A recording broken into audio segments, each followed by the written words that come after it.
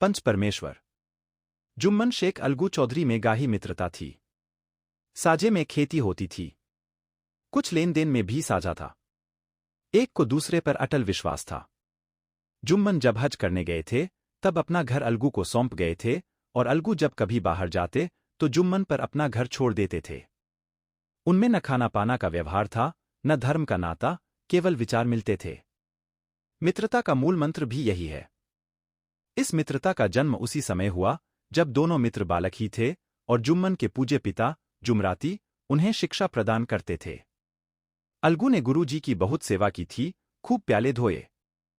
उनका हुक्का एक क्षण के लिए भी विश्राम न लेने पाता था, क्योंकि प्रत्येक चिलम अलगू को आध घंटे तक किताबों से अलग कर देती थी। अलगू के पिता पुराने विचारों के मनुष्य थे। उन्हें शिक्षा की अपेक्षा गुरु की सेवा शुश्रूषा पर अधिक विश्वास था। वह कहते थे कि विद्या पढ़ने ने नहीं आती, जो कुछ होता है गुरु के आशीर्वाद से। बस गुरु जी की कृपा दृष्टि चाहिए। अतएव यदि अलगू पर जुमराती शेख के आशीर्वाद अथवा सत्संग का कुछ फल न हुआ तो यह मानकर संतोष कर लेना कि विद्योपार्जन में मैंने यथाशक्ति कोई बात उठा नहीं रखी, विद्या उसके भाग्य ही में न थी तो कैसे आती। मगर जुमराती शेख स्वयं आशीर्वाद के कायल न थे। उन्हें अपने सोटे पर अधिक भरोसा था और उसी सोटे के प्रताप से आसपास के गांवों में जुम्मन की पूजा होती थी। उनके लिखे हुए रेहननामे या बैनामे पर कचहरी का मुहर्रिर भी कदम न उठा सकता था। हल्के का डाकिया, कांस्टेबल और तहसील का चपरासी सब उनकी कृपा की आकांक्षा रखते थे। अतएव अलगू का मान उनके धन के कारण था, तो जुम्मन शेख अपनी अनमोल विद्या से ही सबके आदर पात्र बने थे। 2. जुम्मन शेख की एक बूढ़ी खाला, मौसी, थी। उसके पास कुछ थोड़ी सी मिल्कियत थी, परंतु उसके निकट संबंधियों में कोई न था। जुम्मन ने लंबे चौड़े वादे करके वह मिल्कियत अपने नाम लिखवा ली थी। जब तक दानपत्र की रजिस्ट्री न हुई थी, तब तक खालाजान का खूब आदर सत्कार किया गया, उन्हें खूब स्वादिष्ट पदार्थ खिलाए गए। हलवे पुलाव की वर्षा सी की गई, पर रजिस्ट्री की मोहर ने इन खातिरदारियों पर भी मानो मुहर लगा दी। जुम्मन की पत्नी करीमन रोटियों के साथ कड़वी बातों के कुछ तेज, तीखे सालन भी देने लगी। जुम्मन शेख भी निठुर हो गए। अब बेचारी खालाजान को प्राय नित्य ही ऐसी बातें सुननी पड़ती थी। बुढ़िया न जाने कब तक जिएगी। 2-3 बीघे ऊसर क्या दे दिया, मानो मोल ले लिया है। बघारी दाल के बिना रोटियों नहीं उतरती। जितना रुपया इसके पेट में झोंक चुके, उतने से तो अब तक गौव मोल ले लेते। कुछ दिन खालाजान ने सुना और सहा, पर जब न सहा गया तब जुम्मन से शिकायत की। तुम्मन ने स्थानीय कर्मचारी, गृहस्वामी के प्रबंध देना उचित न समझा। कुछ दिन तक और यूं ही रोधोकर काम चलता रहा। अंत में एक दिन खाला ने जुम्मन से कहा, बेटा, तुम्हारे साथ मेरा निर्वाह न होगा। तुम मुझे रुपए दे दिया करो, मैं अपना पका खा लूंगी। जुम्मन ने घृष्टता के साथ उत्तर दिया, रुपए क्या यहां फलते हैं?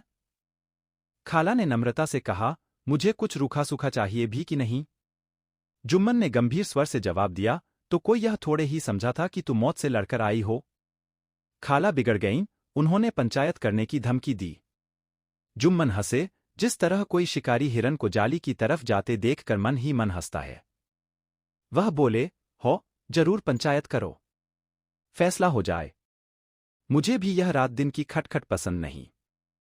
पंचायत में किसकी जीत होगी, इस विषय में जुम्मन को कुछ भी संदेह न था।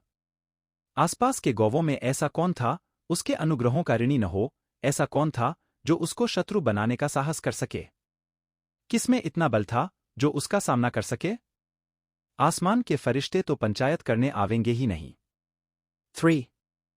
इसके बाद कई दिन तक बूढ़ी खाला हाथ में एक लकड़ी लिए आसपास के गांवों में दौड़ती रहीं। कमर झुककर कमान हो गई थी। एक पग चलना दूभर था, मगर बात आ पड़ी थी। उसका निर्णय करना जरूरी था। बिरला ही कोई भला आदमी होगा, जिसके समाने बुढ़िया ने दुख के आंसू न बहाए हों।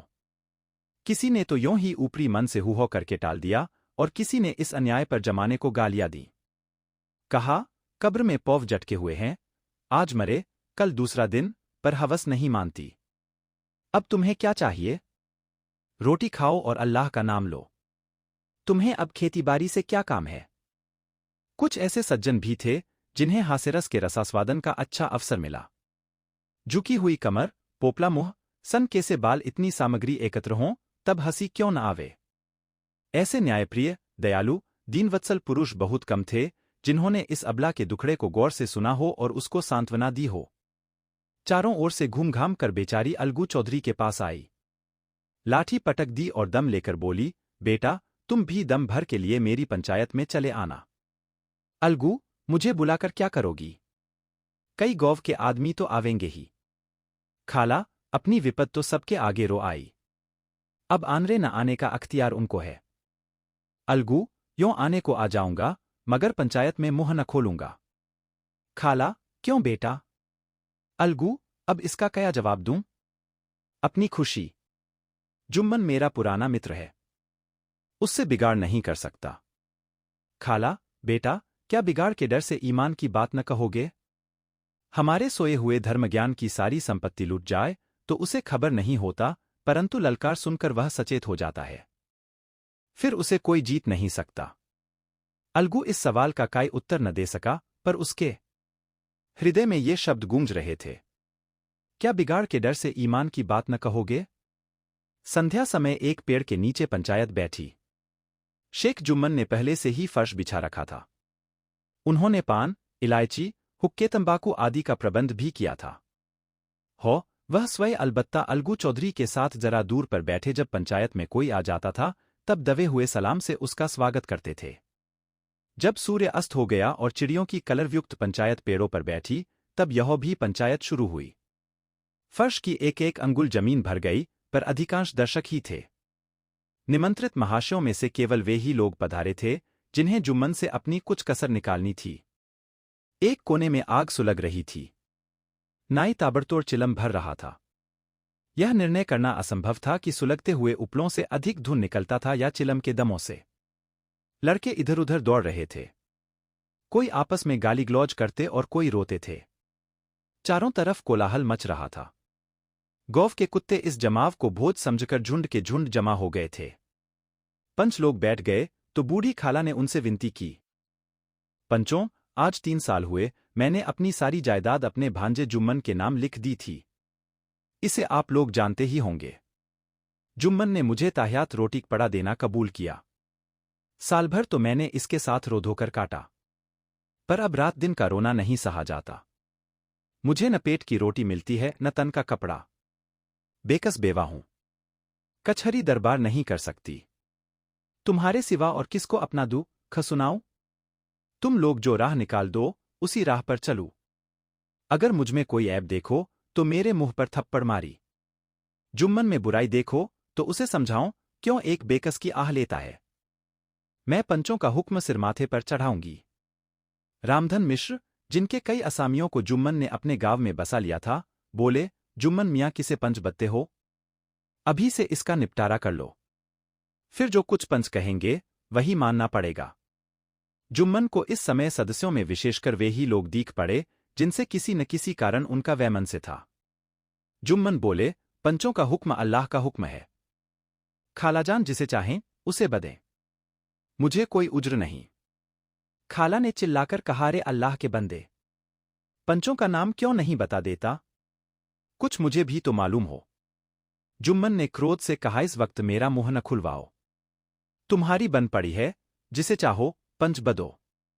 खालाजान जुम्मन के आक्षेप को समझ गईं, वह बोली, बेटा, खुदा से डरो। पंच न किसी के दोस्त होते हैं न किसी के दुश्मन। कैसी बात कहते हो? और तुम्हारा किसी पर विश्वास न हो तो जाने दो, अलगू चौधरी को तो मानते हो, लो, मैं उन्हीं को सरपंच बदती हूं। जुम्मन शेख आनंद से फूल उठे, परंतु भावों को छिपा कर बोले, अलगू ही सही, मेरे लिए जैसे रामधन वैसे अलगू। अलगू इस झमेले में फंसना नहीं चाहते थे। वे कन्नी काटने लगे। बोले, खाला, तुम जानती हो कि मेरी जुम्मन से गाही दोस्ती है। खाला ने गंभीर स्वर में कहा, बेटा, दोस्ती के लिए कोई अपना ईमान नहीं बेचता। पंच के दिल में खुदा बसता है। पंचों के मुंह से जो बात निकलती है वह खुदा की तरफ से निकलती है।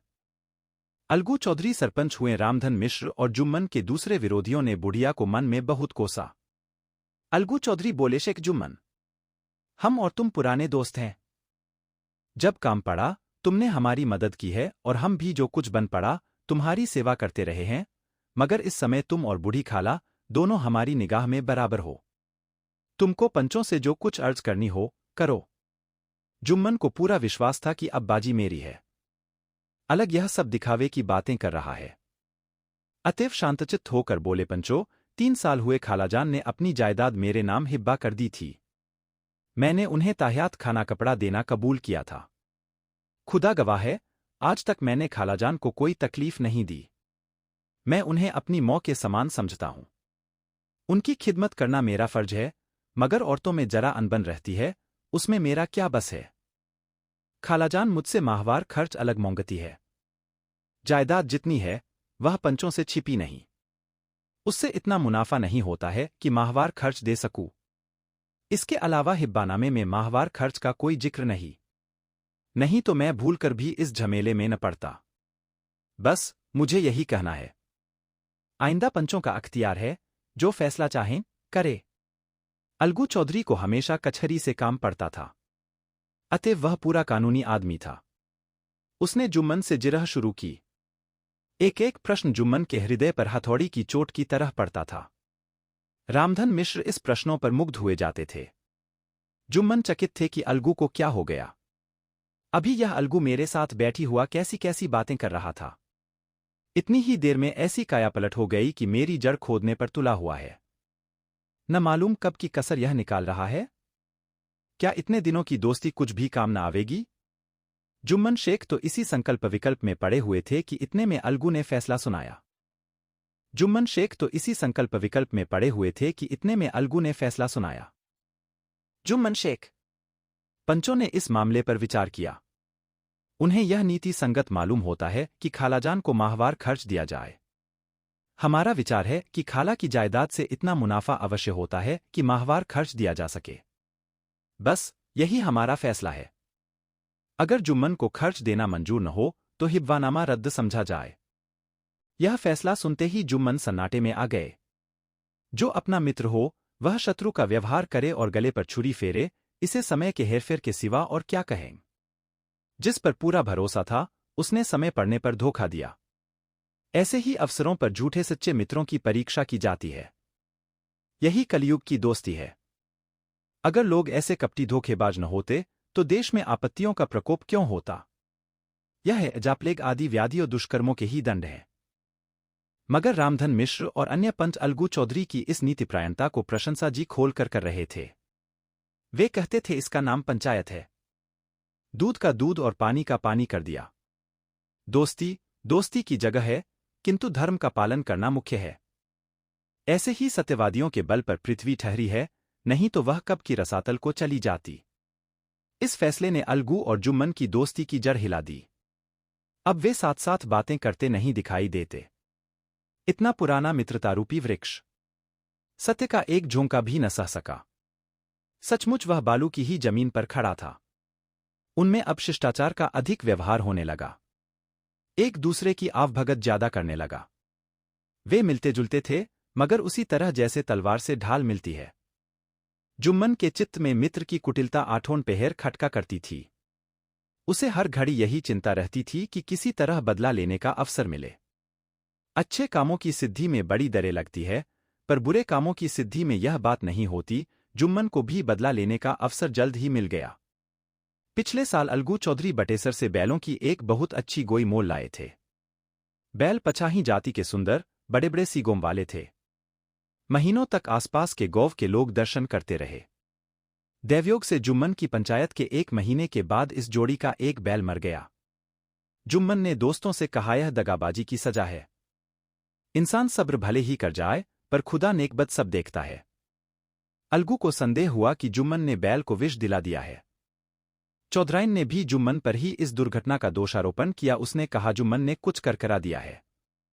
चौधराइन और करीमन में इस विषय पर एक दिन खूब ही वाद विवाद हुआ। दोनों देवियों ने शब्द बाहुल्य की नदी बहा दी। व्यंग्य, वक्तोक्ति, अन्योक्ति और उपमा आदि अलंकारों में बातें हुईं। जुम्मन ने किसी तरह शांति स्थापित की। उन्होंने अपनी पत्नी को डांट पिटकर समझा दिया। वह उसे उस रणभूमि से हटा भी ले गए। उधर अलगू चौधरी ने समझाने बुझाने का काम अपने तर्कपूर्ण सोंटे से लिया। अब अकेला बैल किस काम का? उसका जोड़ बहुत ढूंढा गया, पर न मिला। निदान यह सलाह ठहरी कि इसे बेच डालना चाहिए। गाँव में एक समझू साहू थे, वह इक्का गाड़ी हौकते थे। गाँव के गुड़गी लाद कर मंडी ले जाते, मंडी से तेल, नमक भर लाते और गाँव में बेचते। इस बैल पर उनका मन लहराया। उन्होंने सोचा, यह बैल हाथ लगे तो दिन भर में बेखटके 3 खेप हों। आजकल तो एक ही खेप में लाले पड़े रहते हैं। बैल देखा, गाड़ी में दौड़ाया, बालभौरी की पहचान कराई, मोलतोल किया और उसे लाकर द्वार पर बौंध ही दिया। 1 महीने में दाम चुकाने का वादा ठहरा। चौधरी को भी गरज थी ही, घाटे की परवाह न की।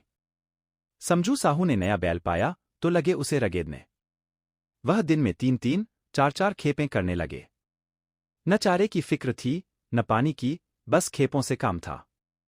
मंडी ले गए, वह कुछ सूखा भूसा सामने डाल दिया। बेचारा जानवर अभी दम भी न लेने पाया था कि फिर जोत दिया। अलगू चौधरी के घर था तो चैन की बंशी बजती थी। बैलराम छठे छमाहे कभी बहली में जोते जाते थे। खूब उछलते कूदते और कोसों तक दौड़ते चले जाते थे। वह बैलराम का रातिब था, साफ पानी, दली हुई अरहर की दाल और भूसे के साथ खली, और यही नहीं, कभी कभी घी का स्वाद भी चखने को मिल जाता था। शामसबेरे एक आदमी खरहरे करता, पोंछता और सहलाता था। कहो वह सुखचैन, कहो यह आठों पहर कही खपत। महीने भर ही में वह पिस्सा गया। इक्के का यह जुआ देखते ही उसका लहू सूख जाता था। एक एक पग चलना दूभर था। हड्डियों निकल आई थी, पर था वह पानीदार, मार की बर्दाश्त न थी। एक दिन चौथी खेप में साहू जी ने दूना बोझ लादा। दिन भर का थका जानवर, पैर न उठते थे। पर साहू जी कोड़े फटकारने लगे। बस, फिर क्या था, बैल कलेजा तोड़का चला। कुछ दूर दौड़ा और चाहा कि जरा दम ले लूं, पर साहू जी को जल्द पहुंचने की फिक्र थी, अतएव उन्होंने कई कोड़े बड़ी निर्दयता से फटकारे। बैल ने एक बार फिर जोर लगाया, पर अब की बार शक्ति ने जवाब दे दिया। वह धरती पर गिर पड़ा, और ऐसा गिरा कि फिर न उठा। साहू जी ने बहुत पीटा, टोंक पकड़कर खींचा, नथनों में लकड़ी ठूंस दी, पर कहीं मृतक भी उठ सकता है। तब साहू जी को कुछ शक हुआ। उन्होंने बैल को गौर से देखा, खोलकर अलग किया, और सोचने लगे कि गाड़ी कैसे घर पहुंचे। बहुत चीखे चिल्लाए, पर देहात का रास्ता बच्चों की बौंख की तरह सोज होते ही बंद हो जाता है। कोई नजर न आया। आसपास कोई गौव भी न था। मारे क्रोध के उन्होंने मरे हुए बैल पर और दुर्रे लगाए और कोसने लगे, अभागे। तुझे मरना ही था, तो घर पहुंचकर मरता। ससुरा बीच रास्ते ही में मर रहा। अब गड़ी कौन खींचे। इस तरह साहू जी खूब जले भुने। कई बोरे गुड़ और कई पीपे घी उन्होंने बेचे थे, 200-250 रुपये कमर में बंधे थे। इसके सिवा गाड़ी पर कई बोरे नमक थे, अतएव छोड़कर जा भी न सकते थे। लाचार बेचारे गाड़ी पर ही लेटे गए। वहीं रतजगा करने की ठान ली। चिलम पी, गाया। फिर हुक्का पिया। इस तरह साह जी आधी रात तक नींद को बहलाते रहें। अपनी जान में तो वह जागते ही रहे, पर पौ फटते ही जो नींद टूटी और कमर पर हाथ रखा, तो थैली गायब। घबरा कर इधर उधर देखा तो कई कनस्तर तेल भी नदारत। अफसोस में बेचारे ने सिर पीट लिया और पछाड़ खाने लगा। प्रात काल रोते बिलखते घर पहुंचे। सहुआइन ने जब यह बुरी सुनावनी सुनी, तब पहले तो रोई, फिर अलगू चौधरी को गालियों देने लगी। निगोड़े ने ऐसा कुलच्छनी बैल दिया कि जन्म भर की कमाई लूट गई। इस घटना को हुए कई महीने बीत गए। अलगू जब अपने बैल के दाम मांगते तब साहू और सहुआइन दोनों ही झल्लाए हुए कुत्ते की तरह चढ़ बैठते और अंडबंड बकने लगते। वाह, यह तो सारे जन्म की कमाई लूट गई, सत्यानाश हो गया, इन्हें दामों की पड़ी है। मुर्दा बैल दिया था, उस पर दाम मांगने चले हैं। आंखों में धूल झोंक दी, सत्यानाशी बैल गले बौंध दिया, हमें निरा पोंगा ही समझ लिया है। हम भी बनिए के बच्चे हैं, ऐसे बुद्धू कहीं और होंगे। पहले जाकर किसी गड्ढे में मुंह धो आओ, तब दाम लेना। न जी मानता हो तो हमारा बैल खोल ले जाओ। महीना भर के बदले 2 महीना जोत लो। और क्या लोगे। चौधरी के अशुभ चिंतकों की कमी न थी। ऐसे अवसरें पर वे भी एकत्र हो जाते और साहू जी के बराने की पुष्टि करते। परंतु 150 रुपये से इस तरह हाथ धो लेना आसान न था। एक बार वह भी गर्म पड़े। साहू जी बिगड़कर लाठी ढूंढने घर चले गए। अब सहुआइन ने मैदान लिया। प्रश्नोत्तर होते होते हाथापाई की नौबत आ पहुंची। सहुआइन ने घर में घुसकर किवाड़ बंद कर लिए। शोरगुल सुनकर गौव के भलेमानस घर से निकाला। वह परामर्श देने लगे कि इस तरह से काम न चलेगा। पंचायत कर लो। कुछ तय हो जाए, उसे स्वीकार कर लो। साहू जी राजी हो गए। अलगू ने भी हामी भर ली। 6 पंचायत की तैयारियां होने लगीं। दोनों पक्षों ने अपने अपने दल बनाने शुरू किए। इसके बाद तीसरे दिन उसी वृक्ष के नीचे पंचायत बैठी। वही संध्या का समय था। खेतों में कोय पंचायत कर रहे थे। विवादग्रस्त विषय था यह कि मटर की फलियों पर उनका कोई स्वत्व है या नहीं, और जब तक यह प्रश्न हल न हो जाए तब तक वे रखवाले की पुकार पर अपनी अप्रसन्नता प्रकट करना आवश्यक समझते थे। पेड़ की डालियों पर बैठी शुकमंडली में वह प्रश्न छिड़ा हुआ था कि मनुष्यों को उन्हें वेसुरोवत कहने का क्या अधिकार है, जब उन्हें स्वयं अपने मित्रों से दगा करने में भी संकोच नहीं होता। पंचायत बैठ गई तो रामधन मिश्र ने कहा, अब देरी क्या है? पंचों का चुनाव हो जाना चाहिए। बोलो चौधरी, किस किस को पंच बदते हो? अलगू ने दीन भाव से कहा, समझू साहू ही चुन ले। समझू खड़े हुए और कड़कर बोले, मेरी ओर से जुम्मन शेख। जुम्मन का नाम सुनते ही अलगू चौधरी का कलेजा धक धक करने लगा, मानो किसी ने अचानक थप्पड़ मारा दिया हो। रामधन अलगू के मित्र थे। वह बात को ताड़ गए। पूछा, क्यों चौधरी, तुम्हें कोई उज्र तो नहीं? चौधरी ने निराश होकर कहा, नहीं, मुझे क्या उज्र होगा? अपने उत्तरदायित्व का ज्ञान बहुधा हमारे संकुचित व्यवहारों का सुधारक होता है। जब हम राह भूल कर भटकने लगते हैं तब यही ज्ञान हमारा विश्वसनीय पथ प्रदर्शक बन जाता है। पत्र संपादक अपनी शांति कुटी में बैठा हुआ कितनी धृष्टता और स्वतंत्रता के साथ अपनी प्रबल लेखनी से मंत्रिमंडल पर आक्रमण करता है, परंतु ऐसे अवसर आते हैं जब वह स्वयं मंत्रिमंडल में सम्मिलित होता है। मंडल के भवन में पग धरते ही उसकी लेखनी कितनी मर्मज्ञ, कितनी विचारशील, कितनी न्यायपरायण हो जाती है। इसका कारण उत्तरदायित्व का ज्ञान है। नवयुवक युवावस्था में कितना उद्दंड रहता है। माता पिता उसकी ओर से कितने चितिती रहते हैं। वे उसे कुलकलंक समझते हैं, परंतु थोड़ी ही समय में परिवार का बोझ सिर पर पड़ते ही वह अव्यवस्थित चित्त उन्मत्त युवक कितना धैर्यशील, कैसा शांतचित्त हो जाता है, यह भी उत्तरदायित्व के ज्ञान का फल है। जुम्मन शेख के मन में भी सरपंच का उच्च स्थान ग्रहण करते ही अपनी जिम्मेदारी का भाव पैदा हुआ। उसने सोचा, मैं इस वक्त न्याय और धर्म के सर्वोच्च आसन पर बैठा हूं। मेरे मुख से इस समय जो कुछ निकलेगा वह देववाणी के सदृश है, और देववाणी में मेरे मनोविकारों का कदापि समावेश न होना चाहिए। मुझे सत्य से जो भर भी टलना उचित नहीं। पंचों ने दोनों पक्षों से सवाल जवाब करने शुरू किए। बहुत देर तक दोनों दल अपने अपने पक्ष का समर्थन करते रहे। इस विषय में तो सब सहमत थे कि समझू को बैल का मूल्य देना चाहिए, परंतु वो महाशय इस कारण रियायत करना चाहते थे कि बैल के मर जाने से समझू को हानि हुई। उसके प्रतिकूल 2 सभ्य मूल के अतिरिक्त समझू को दंड भी देना चाहते थे, जिससे फिर किसी को पशुओं के साथ ऐसी निर्दयता करने का साहस न हो। अंत में जुम्मन ने फैसला सुनाया, अलगू चौधरी और समझू साहू, पंचों ने तुम्हारे मामले पर अच्छी तरह विचार किया। समझू को उचित है कि बैल का पूरा दाम दे। जिस वक्त उन्होंने बैल लिया उसे कोई बीमारी न थी। अगर उसी समय दाम दे दिए जाते तो आज समझू उसे फिर लेने का आग्रह न करते। बैल की मृत्यु केवल इस कारण हुई कि उससे बड़ा कठिन परिश्रम लिया गया और उसके दाने चारे का कोई प्रबंध न किया गया। रामधन मिश्र बोले, समझू ने बैल को जानबूझकर मारा है, अतएव उससे दंड लेना चाहिए। जुम्मन बोले, यह दूसरा सवाल है, हमको इससे कोई मतलब नहीं। झगड़ू साहू ने कहा, समझू के साथ कुछ रियायत होनी चाहिए। जुम्मन बोले, यह अलगू चौधरी की इच्छा पर निर्भर है। यह रियायत करें तो उनकी भलमनसी। अलगू चौधरी फूले न समाये, उठ खड़े हुए और जोर से बोल, पंच परमेश्वर की जय। इसके साथ ही चारों ओर से प्रतिध्वनि हुई, पंच परमेश्वर की जय। यह मनुष्य का काम नहीं, पंच में परमेश्वर वास करते हैं, यह उन्हीं की महिमा है। पंच के सामने खोटे को कौन खड़ा कर सकता है। थोड़ी देर बाद जुम्मन अलगू के पास आए और उनके गले लिपटकर बोले, भैया, जब से तुमने मेरी पंचायत की तब से मैं तुम्हारा प्राणघातक शत्रु बन गया था, पर आज मुझे ज्ञात हुआ कि पंच के पद पर बैठकर न कोई किसी का दोस्त है न दुश्मन। न्याय के सिवा उसे और कुछ नहीं सूझता। आज मुझे विश्वास हो गया कि पंच की जबान से खुदा बोलता है। अलगू रोने लगे। इस पानी से दोनों के दिलों का मैल धुल गया। मित्रता की मुरझाई हुई लता फिर हरी हो गई।